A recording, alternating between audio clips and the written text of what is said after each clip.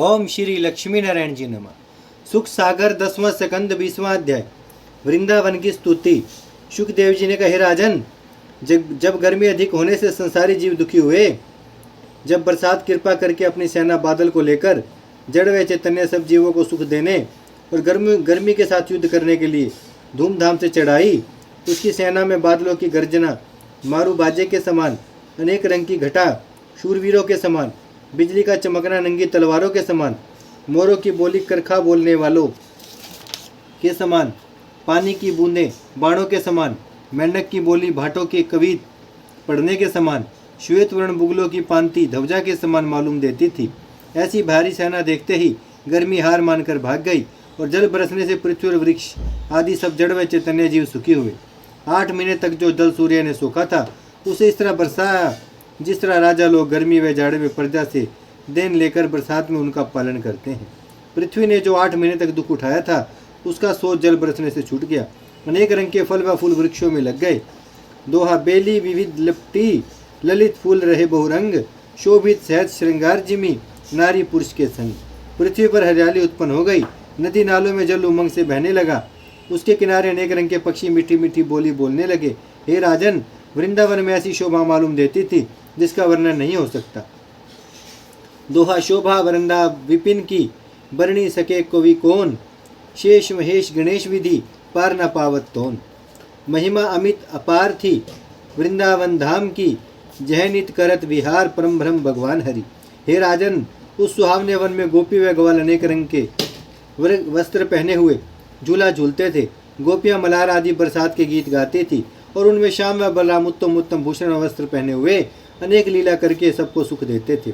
जब इसी तरह आनंद पूर्वक बरसात बीतकर शरद ऋतु आई, तब एक दिन श्याम सुंदर ने बलराम जी और श्री दामा आदि ग्वाल बालों समेत वृंदा विपिन में जाकर गौवों को चराने के लिए छोड़ दिया और वृक्ष के नीचे बैठकर कहा कि हे बलदाऊ जी, अब शरद ऋतु के अच्छे दिन आए हैं। दोहा जल आकाश निर्मल भयो, वर्षा ऋतु के अंत, जैसे उज्ज्वल चित्त सदा माखन प्रभु के संग। इन दिनों भोजन की वस्तु में स्वाद मालूम होता है। सब छोटे बड़ों को अनेक तरह का सुख मिलता है। गृहस्थ को अपने घर रहने में सुख प्राप्त होता है। राजा इन्हीं दिनों शत्रु पर चढ़ाई करते हैं और व्यापारियों को माल लादने तथा साधु वैष्णव को तीर्थ यात्रा करने में बहुत सुख प्राप्त होता है। हे भाई, मुझे वृंदावन का ऐसा सुख तीनों लोकों में नहीं मिलता, इसलिए मनुष्य तन धारण करके ब्रज में रहकर वृंदावन को बैकुंठ से प्यारा जानता हूँ। तुम यहाँ के वृक्षों को कल्पतरु से कम ना समझो। वृंदावनवासी सब जड़ व चैतन्य जीव अपने प्राणों से अधिक मेरी प्रीति रखते हैं। दोहा जाके वश में रहत हूँ, अपनी प्रभुता त्याग, प्रेम भक्ति सो जहत नर, वृंदावन अनुराग। यह सुनकर बलभद्र जी बोले कि हे दीनानाथ, मैं इतना वरदान तुमसे मांगता हूँ कि जहाँ आप जन्म लें वहाँ मुझे भी अपनी सेवा में साथ रखें। यह सुनकर केशव मूर्ति ने कहे, भाई, मैं कभी एक क्षण तुम्हें अपने साथ से नहीं छोड़ूंगा। तुम्हारे कारण तो हम नर तन धार कर ब्रज में लीला करते हैं। दोहा मधुर वचन सुन श्याम के, सखा वृंद सुख पाए, प्रेम पुलकतन मुदित मन, रहे सबे गही पाए। धनी धनी धनी तुम श्याम, धनी ब्रिज धनी वृंदावन विपिन, तुम रहे गुण अभिराम, यह सब कछु जाने नहीं। इसी तरह बहुत सी स्तुति करके ग्वाल बालों ने श्याम सुंदर से कहा कि हे मोहन प्यारे, इस समय हम लोगों का मन मुरली सुनने को बहुत चाहता है। यह वचन सुनकर केशव मूर्ति ने हाथ की लुकुटिया धर दी और ऐसे प्रेम से मुरली बजाई कि जिसकी ध्वनि सुनते ही सब जड़ व चैतन्य जीव मोहित हो गए। मृगादिक उनके चारों ओर आकर खड़े हो गए। जमुना जल बहने से थमी रहा, पक्षियों को उड़ना भूल गया, गायें घास चरना छोड़कर चित्रकारी सी खड़ी हो गई, झरनों में से पानी गिरना बंद हो गया। मनहरण प्यारे बंसी में 6 राग व 36 रागनी गाकर उसमें ग्वाल बालों का नाम लेने लगे। मुरली बजाते से मैं अपनी आँख व भों से ऐसा भाव बतलाया कि देखने वाले मोहित हो गए। उस समय देवता अपनी अपनी स्त्रियों समेत विमान पर आकाश से आए। उन्होंने मुरली सुनकर अति प्रसन्न होकर श्याम सुंदर पर फूल बरसाए और कहा कि धन्य भाग्य ब्रजवासियों का है जो ऐसा सुख देखते हैं।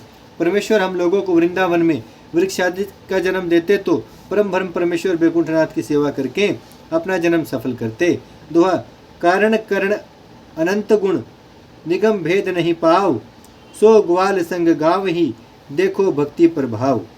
सुंदर श्याम सुजान देत, परम सुख सबन को, वार तन मन प्राण धन्य, धन्य कही ग्वाल सब।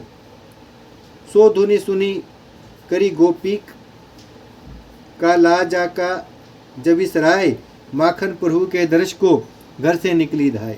हे राजन, जब ब्रजबाला बंसी की ध्वनि सुनते ही मोहित होकर वन की ओर चली और राह में बैठकर आपस में कहने लगे कि जब ब्रजनाथ जी का दर्शन मिलेगा तब हमारी आंखें ठंडी होकर मन की इच्छा पूर्ण होगी। अभी तो हमारा चित चोर वन में ग्वालों व गायों के साथ नाचता गाता होगा। यह सुनकर दूसरी गोपी ने कहा कि सुनो सखी, जब मोहन प्यारा संध्या समय बंसी बजाता हुआ आवेगा तब मैं उस मोहनी मूर्ति की छवि देखकर अपना हृदय ठंडा करूंगी। तीसरी सखी बोली कि सुनो प्यारियों, इस बास में ना मालूम क्या गुण भरा है।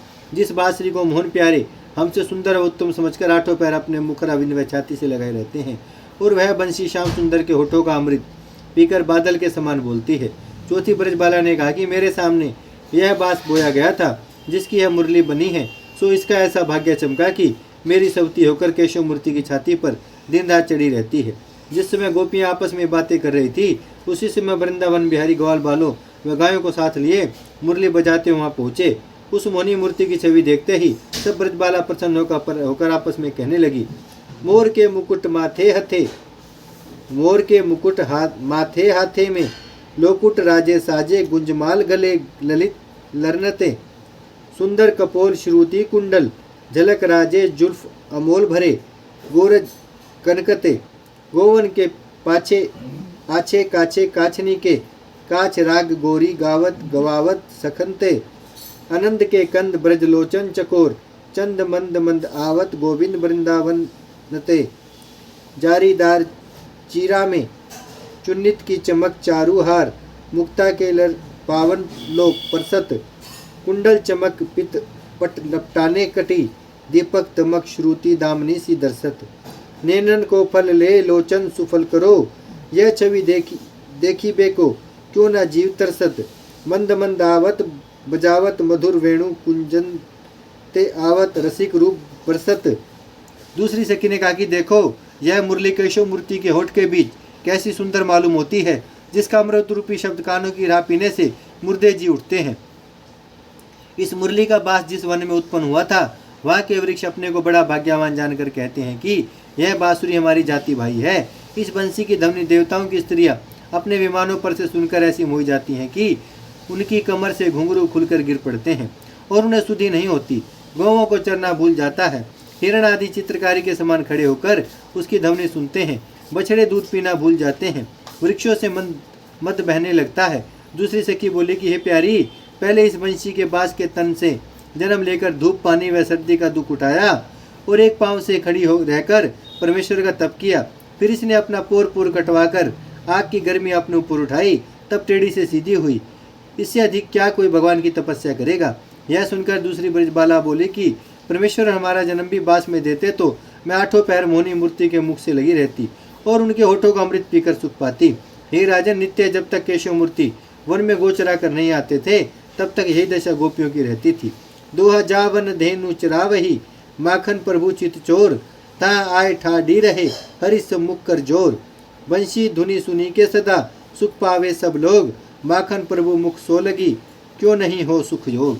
ओम श्री लक्ष्मी नारायण जी नमः। भजमन नारायण नारायण नारायण, श्रीमन नारायण नारायण नारायण, लक्ष्मी नारायण नारायण नारायण, सत्यनारायण नारायण नारायण, भजमन नारायण श्रीमन नारायण, लक्ष्मी नारायण सत्यनारायण, भजमन नारायण नारायण नारायण। भागवत महापुराण की जय, लक्ष्मी नारायण भगवान की जय, गौ माता की जय, गंगा मैया